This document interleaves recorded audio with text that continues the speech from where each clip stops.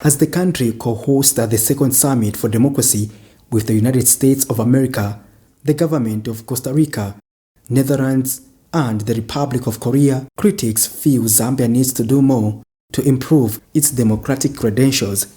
Some opposition political parties in the country are accusing the governing United Party for National Development of shrinking the civic space by allegedly silencing dissenting voices on governance matters.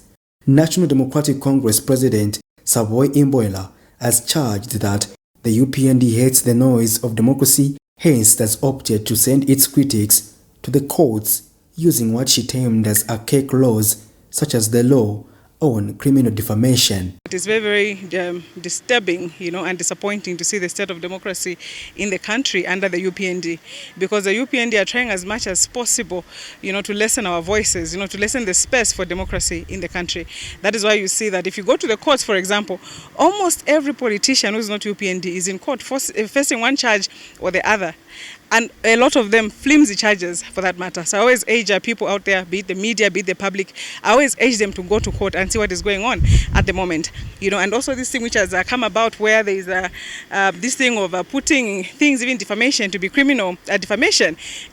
At the end of the day, I'll give an example of the recent case of Muniez Zulu and the two ministers, the finance minister and the minister for infrastructure. They gave him criminal defamation. The opposition leader has since urged the President Hakainde Hichilema to stop backing his ministers implicated in corruption allegations. Democracy is really being threatened, and for me also I'd like to urge the president, he should not support his ministers. When a case of corruption has been brought to the table, investigate, and that is why also from the onset we've been condemning the fact that the SCC is under the president's office, because when it comes to the appeal process, the president should be the last person, but right now the way it is, the president is the number one person. So corruption and democracy, for me, I think these things are things which, if you look at it the way it is at the moment, I think it's really becoming a funny corruption fight, and also a threatened kind of democracy under the UPND. And also, more than that, if you look at institutions of our democracy, I've been saying that the UPND is actually practicing institutional violence. Okay, we saw physical violence by the PF government, so it was easy for people to see that there's violence, because you could see cadres beating people. Meanwhile, Intra-Africa Governance Network Afrinet Executive Director Mollis Malambo says as the country co-hosts the Democracy Summit, there's a need for unity of purpose. And that can leverage the flow of direct foreign investment into the country, and the flow of the